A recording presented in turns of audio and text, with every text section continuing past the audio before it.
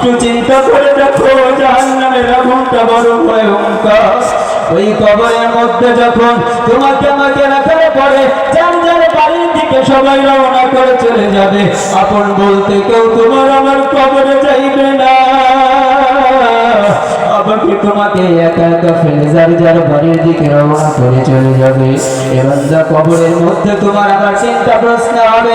এক নম্বর প্রশ্ন হবে, এবং তোর রবের পরিচয়টা দাও। দ্বিতীয় নম্বর তোর ধর্মের পরিচয় দে। তিন নম্বর তোর নবীর পরিচয় দাও। والنجم والشجر يسجدان وفضل زمانا على زمان كما فضل مكانا على مكان وإنسانا على إنسان ونشهد أن لا إله إلا الله وحده لا شريك له أرسله بالحق بشيرا ونذيرا وداعيا إلى الله بإذنه وسراجا منيرا. أما بعد فأعوذ بالله من الشيطان الرجيم. بسم الله الرحمن الرحيم. يعرف المجرمون بسيماهم فيؤخذ بالنواصي والأقدام أو كما قال النبي صلى الله عليه وسلم المسلم من سلم المسلمون من لسانه ويده. صدق الله مولانا العظيم وصدق رسوله النبي الكريم ونحن على ذلك من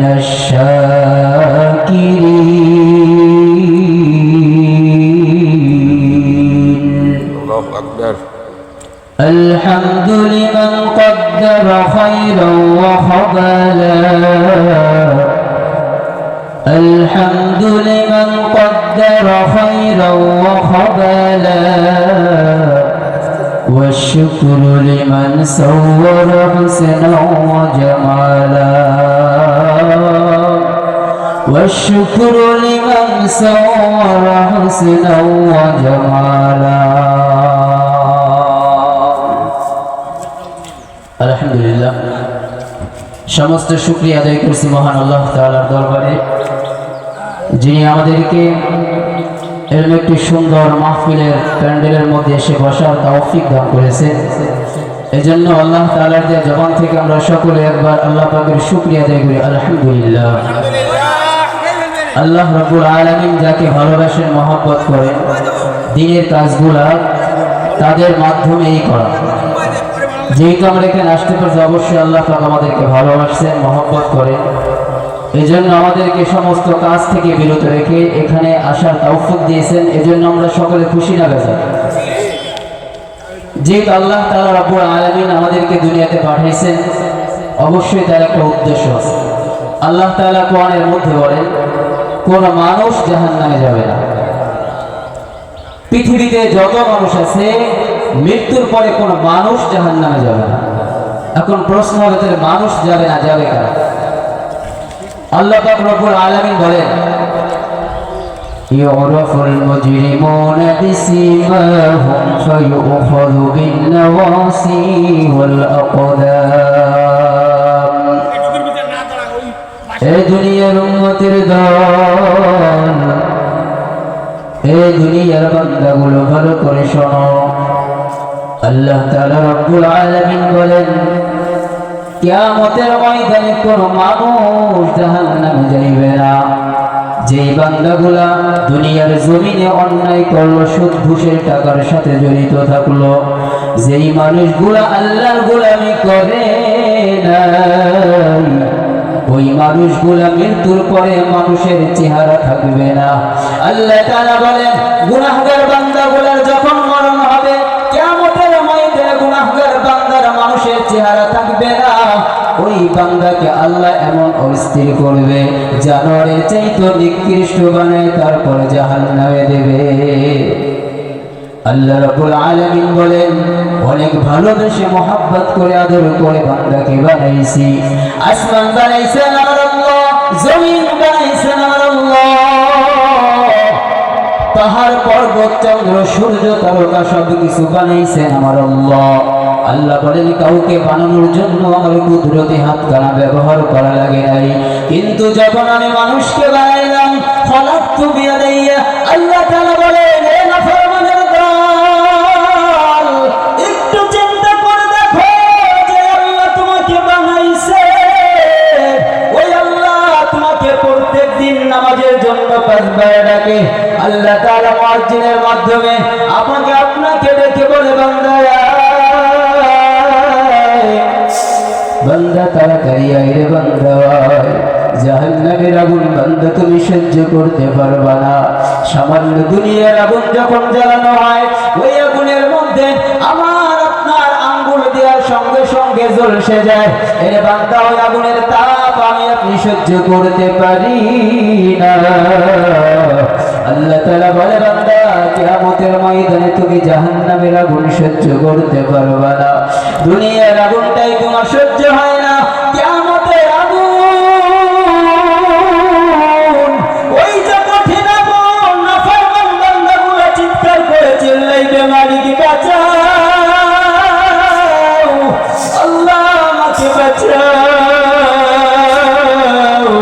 আল্লাহ তাআলা ডাকতে বলবেন, নাফরমান, দুনিয়ার জমিনে তোমাকে ডাকার জন্য বলছি, আমাকে ডাকো নাই। শক্তির জোরে তুমি তোমার জীবনটা পরিচালনা করলে না যুবক, এখন মরার পরে তুই আমাকে ডাকলে আমি তোর ডাকের মধ্যে কোনো সাড়া দিব না। দুনিয়াতে আমাকে যখন একবার ডাকছো, আমি আল্লাহ তোমার ডাকের মধ্যে 70 বার এক একটাতে উত্তর দিয়েছি। আজকে কবরের মধ্যে হাজার হাজার বার ডাক দিলে বান্দা, তোর কোনো ডাকের মধ্যে আমি সাড়া দিব না রে বান্দা। এরে নবীর উম্মতের দল, একটু চিন্তা করে দেখো, জাহান্নামের আগুনটা বড় ভয়ঙ্কর।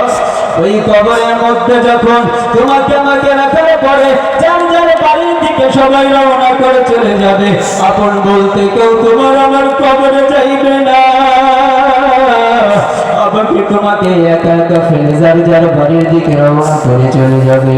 এবার যা কবরের মধ্যে তোমার আবার 3টা প্রশ্ন হবে। 1 নম্বর প্রশ্ন হবে, এ বান্দা তোর রবের পরিচয়টা দাও। 2 নম্বর তোর ধর্মের পরিচয় দে। 3 নম্বর তোর নবীর পরিচয় দাও। যেই বান্দাগুলা এই 3টা প্রশ্নের জবাব দিতে পারবে তিনি জান্নাতি হয়ে যাবে, আর যেই বান্দাগুলা 3টা প্রশ্নের জবাব দিতে পারবি না, এই বান্দার কবরটা জাহান্নামের গর্তের মধ্যে ভরে যাবে। এই নবীর উম্মতের দল, একটু ভালো করে চিন্তা করে তারপরে মালিকের কবরের মধ্যে যাইও। আল্লাহর গোলামি কইরা তারপরে মাওলার কবরে যাইও। আল্লাহর গোলামি না কইরা যদি কবরে যাও, এই কবরের আযাব তুমি আমি সহ্য করতে পারবি না।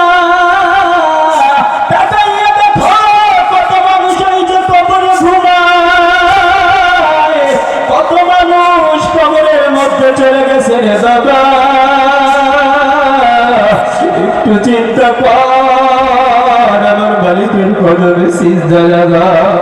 আমার মাওলার রাজি খুশি করিয়া যদি কবরে যাইতে পারো, দুনিয়ার সব কিছু তোমার জন্য যদি লাভ হয়, আমার মাওলাকে যদি তুমি কবরের মধ্যে আপন বানাইতে পারো, দুনিয়ার সবাই রাগ হবে, কিন্তু আমার মালিক যদি তোর উপর খুশি হয়, এ বান্দা তোর দুনিয়ায় কোনো ভয় থাকবে না, ওই অন্ধকার কবরের মধ্যে কোনো ভয় থাকবে না।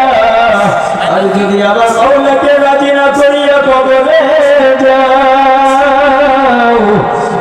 কবরের আযাব বান্দা তুমি সহ্য করতে পারবে না।